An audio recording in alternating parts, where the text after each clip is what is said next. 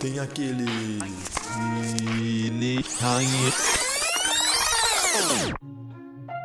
Tem aquele que fala demais, tem aquele que fala de menos, tem aquele que é por humildade, tem aquele que é só o veneno, tem aquele que nunca diz nada, tem aquele que sempre diz tudo, tem aquele que diz o que sabe, tem aquele que curte o momento, tem aquele que é simplicidade, mas a humildade jogou no vento, tem aquele que sabe o que diz, tem aquele que nem sabe o que fala, tem aquele que diz a verdade, tem aquele que mente sobre ela, tem aquele que faz a mentira se tornar verdade pelo seu show, tem aquele que não quer a verdade, nem se ela fosse pintada de ouro, tem aquele que se faz de bom pela recompensa que tem pela frente, tem aquele que carrega a razão pensando só na sua própria verdade,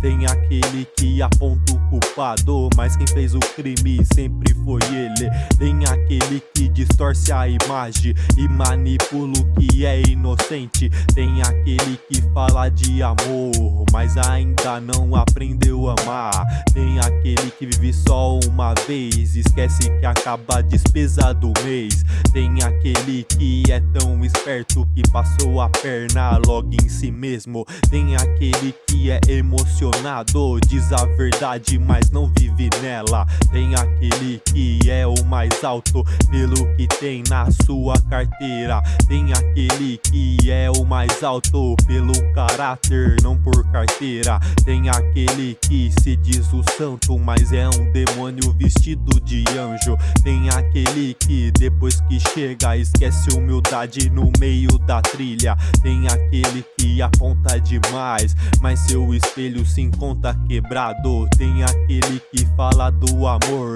que Deus espalhou dentro da nossa terra, mas se encontra na dificuldade de estender a mão pra quem caiu, tem aquele que fala bonito mas o que fala não condiz com o que faz, tem aquele que diz que o frio é muito bom de se viver, mas tá na cama com seu cobertor, aí fica fácil de se dizer, tem aquele que procura a paz, mas sua boca impede um encontro, tem aquele que é impedido não pelos outros, mas por si mesmo, tem aquele que conta mentira pra não magoar aquele que ama, tem aquele que se diz o dom, só que esquece que a persistência é muito mais do que habilidade.